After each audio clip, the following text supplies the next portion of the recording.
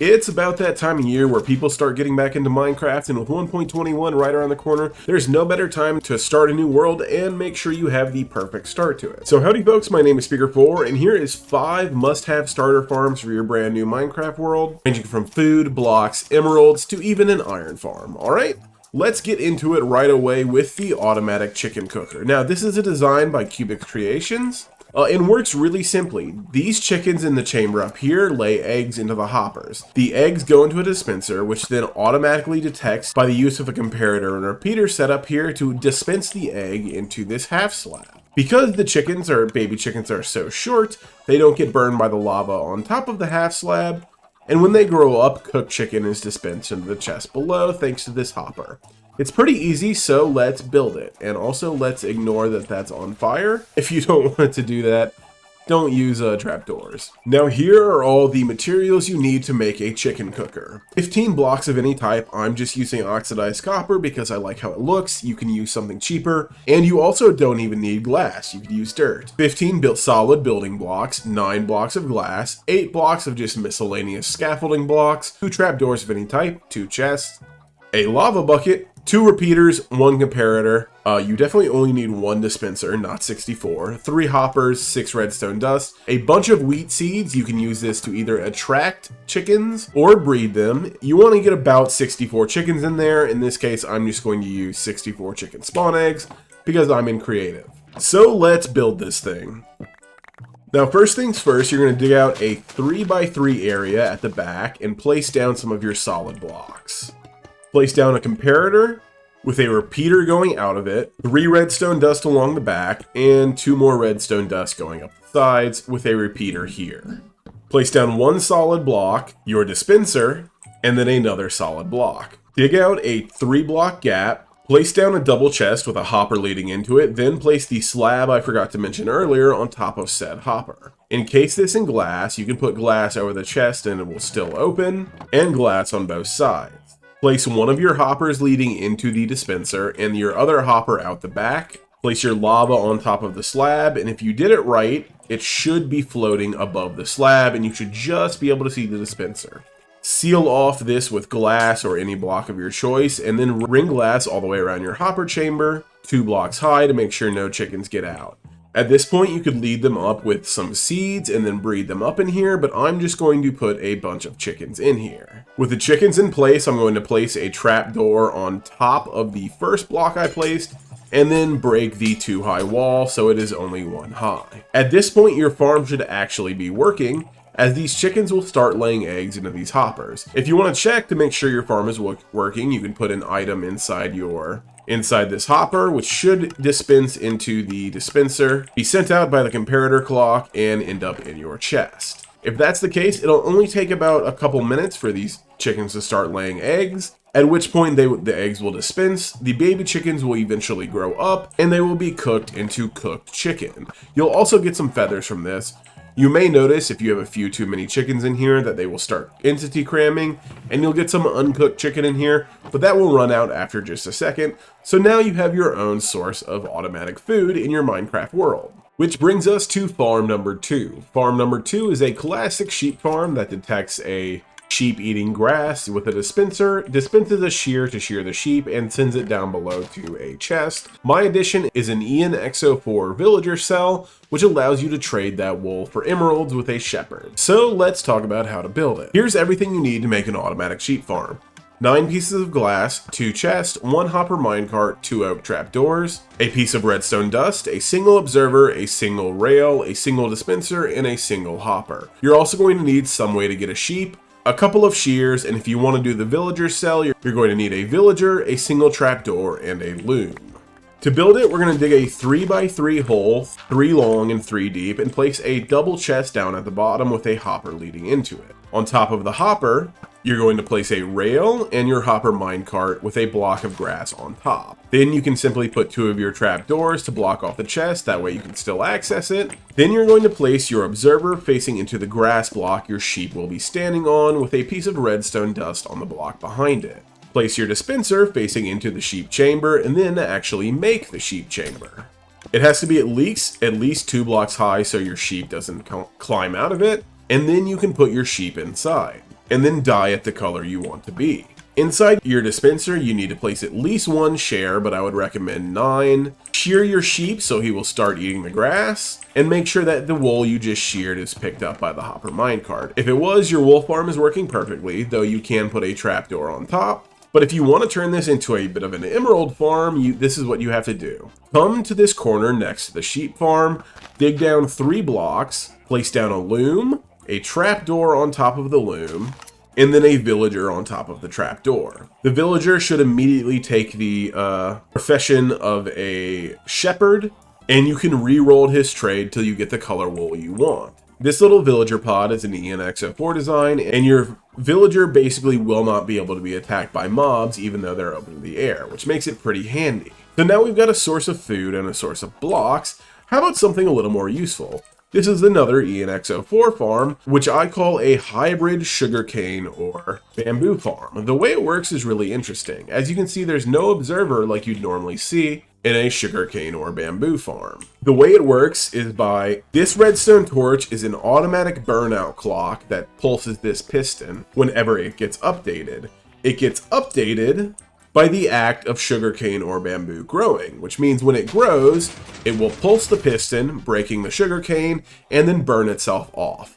It's a little noisy, but it's really, really cheap and perfect for the early game. And it can be swapped out for bamboo if you want this to be a bamboo farm. Bamboo is really useful because it is now able to be crafted into wood, which means you can have infinite chests and basically infinite anything you need with wood. So here's how you build it. You're going to need 1 piece of mud, 9 blocks of glass, 2 chests, 2 oak trap doors, 3 building blocks of any type, a single redstone torch, a single redstone dust, 1 hopper, 1 piston, and either a piece of bamboo or a piece of sugarcane. If you're going to make this a sugarcane farm, you also need a bucket of water. So here's how you make it. Dig a 3x2 hole and place a double chest down inside with a hopper leading into it. On top of the hopper, place a mud block because it's actually not a full block and items can be sucked up from inside of it, meaning we don't have to worry about hopper minecarts or any type of extra space things like that. Place 2 trapdoors on top of your chest so you can still access it. If you're going to do the sugarcane farm, this block right here is where you'll place your water. If you're doing the bamboo farm, you don't have to worry about it. Place your building block on top, build up 3, and build a 4th block diagonally from the top third. Break this block, place a piston facing inwards, and place a redstone torch on top with a piece of redstone dust behind it. This will trigger the burnout clock and will eventually shut off your piston after it pulses. Build up glass around this structure. This will trigger your piston a few times, and then place your bamboo or sugarcane inside. Once this grows, it will start breaking and harvesting the bamboo or sugarcane, giving you a nice steady supply for really, really cheap. This is probably my favorite little farm, but if you find it being just a little bit too noisy, you can swap it out for the classic observer design instead of the torch burnout clock. So that covers food, emeralds, and blocks, but what about something like villagers? I'm going to show you how to make an easy early game villager breeder. Now, this one is based off of the principles of design of a lot of different villager breeders, but I came up with it myself, so, thanks for that. And if you watched this far, you're probably enjoying the video, so consider subscribing. It means a lot, and it really helps out the channel. Basically, these 2 villagers harvest these carrots, get happy, and then breed because they detect an excess bed in this chamber. They eventually have a baby, but because they can't reach the beds themselves, the baby walks through this gap, falls down here, and eventually grows up into a big villager. Now, the most efficient way to build this farm would be to then send these villagers in a water stream out in the distance, but I didn't do it just because of space constraints. So let me show you how to build this super simple villager breeder. What you're going to need is 49 dirt blocks. You can use glass, or you can use something like cobblestone or wood, in which case you're going to need a stack and 12 to go around and form the little villager chute. You're going to also need 3 oak trapdoors, some source of light, 2 composters, an oak slab, a hoe to hoe your dirt into farmland, 2 water sources, 3 beds, and some source of food. I prefer carrots for villager breeders, but you could use wheat for bread or potatoes if you prefer. So let's build this thing. Tower up 4 blocks and build a 7x7 platform out of dirt. Once your platform is completed, ring it with a 2-high block of any wall of your choice. I'm just using glass so we can see inside of it. Come to the very center of your plot, break the block, place your half slab down, and waterlog the slab. On top of this, you're going to place one of your composters, and then place your other composter in the wall somewhere. Place your light block on top so your villager doesn't try to jump into the composter, and then hoe the entire area into farmland. Plant your crop of choice so that you can kickstart the farm fast instead of waiting for your villager to plant all the crops themselves. With that done, come to the very center of the front of your farm and break out these 2 blocks, placing a trapdoor on the bottom side of the second block. If it's on the top side like this, your villagers will get out, so be sure not to do that. Then place another trapdoor here and build up a 2-wide chute for your baby villagers to come out of. On the other side of your chute, place your other trapdoor, open your trapdoors, and place your 3 beds like this. At this point, you can break these 2 blocks and build out a little bit of a tunnel for your villagers to flow down so they get further away from the beds. Because the issue is, if one of your baby villagers claims these beds, then all 3 beds will be claimed and your farm won't produce any more villagers. It's an easy fix to that of just adding more beds or making sure your villagers get far enough away that they can't claim a bed. With that, your farm is basically done. You just need to get your villagers inside. The best way to do that is by luring them to workstations and building a staircase out of dirt, but because I'm in creative, I can just simply spawn them in. Once they get enough food in their inventory, they'll start giving out love particles and will spawn a baby down. That will run off into the chute down below. Just make sure to put a bucket of water down in your chamber down here so your baby villagers don't take fall damage. If only these guys would breed. But while we're waiting for that, and now that we have, well, a functional villager breeder, let's build an iron farm. This is another modified version of one of ENX04's designs, with a kill chamber on top and floating in the air instead of being dug underground. As you can see, it's really effective actually, and because it has such a small platform, it kills the iron golems pretty quickly. Here's all the materials you're going to need for this iron farm. 31 building blocks, 48 walls, 1 trapdoor, 2 slabs, 3 hoppers, a chest, 8 pillaring blocks, 9 fences, 4 signs, 1 water bucket, 1 lava bucket, 3 villagers, 1 zombie, and a boat, and 3 beds.